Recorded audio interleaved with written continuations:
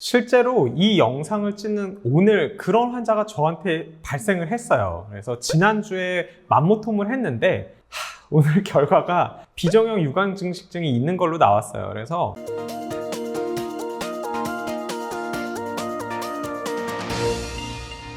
안녕하십니까. 유방외과 전문의 이양민입니다. 오늘은 비정형 유관 증식증과 맘모톰에 대해서 조금 더 알아볼까 하는데요. 제가 이제 계속 여러 영상들에서 비정형 세포, 특히 비정형 유관 증식증이 있을 때는 맘모톰을 하면 안 된다고, 제발 하지 마시라고, 수술하시라고 계속 누누이 말씀을 드렸죠. 굉장히 많은 분들이 저한테 이런 질문들을 하셨어요. 맘모톰으로 혹을 뗐는데 거기서 비정형 유관 증식증이 나왔는데 그럼 이건 어떻게 하나요? 이 얘기를 많이 하세요. 그래서 오늘은 이거에 대해서 이제 말씀을 드릴 겁니다. 자, 혹이 있었어요. 근데 조직 검사는 건너뛰고 그냥 맘모톰을 했어요. 아니면은 조직 검사를 했는데 크게 문제될 거는 없는데 그냥 맘모톰으로 제거를 했어요. 근데 그러고 났더니 맘모톰 후에 조직 검사를 다시 나간 거에서 비정형 유관 증식증이 있다.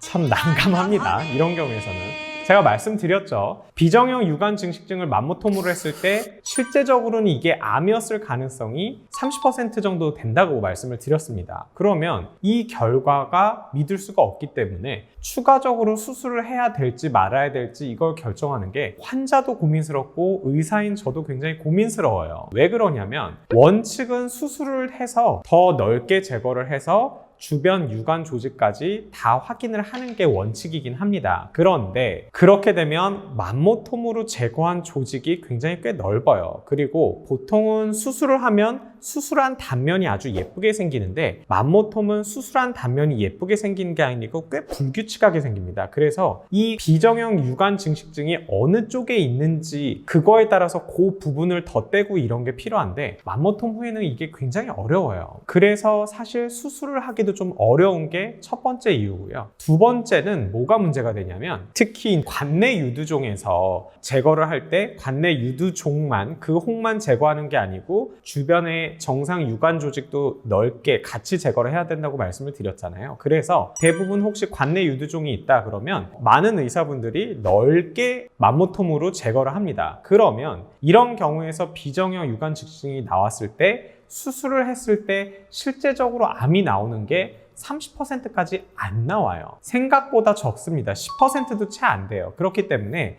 이렇게 낮은 가능성을 갖고 굳이 한 번 더 어렵게 수술을 해야 되나? 그거에 대해서는 좀 의문을 가져야 되고 사실 결정하기가 쉽지는 않습니다. 그래서 저만 해도 다른 병원에서 맘모톰을 했는데 비정형 유관 증식증이 나와서 저한테 오는 경우가 있었어요. 그러면 정말로 좀 고민을 많이 하고요. 일단은 기본적으로 병리 조직을 다시 한번 확인을 해야 됩니다. 그래서 비정형 유관 증식증이 있는 유관들이 어느 정도 되는지, 예를 들어서 혹이 이만큼 나왔어요. 그럼 그 중에서 많은 부분이 비정형 유관 증식증이 있다. 그렇다면은 이거는 암이 있을 가능성도 꽤 높은 거예요. 그리고 남아있는 조직에 또 다른 비정형 유관 증식증이 있을 가능성도 굉장히 높죠. 그러면 이런 경우에서는 수술을 추가적으로 하는 게 바람직합니다. 그런데 이만큼 나온 조직들에서 비정형 유관 증식증이 얼마 없다. 그러면 이미 충분히 제거됐을 가능성이 굉장히 높아요. 그래서 실제로 이 영상을 찍는 오늘 그런 환자가 저한테 발생을 했어요. 그래서 지난주에 맘모톰을 했는데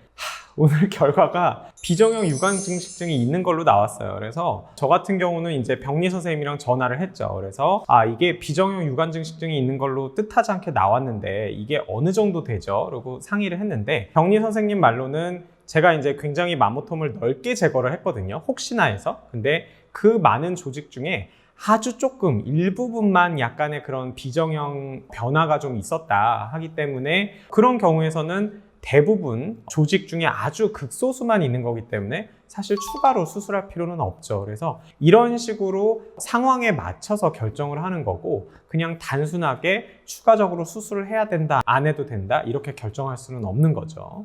정말로 환자의 성향도 중요하고 또 결과지에 따라서 또 많이 달라질 수가 있어요. 그래서 이런 것들을 복합적으로 주치의랑 상의해서 결정을 하셔야 되고요.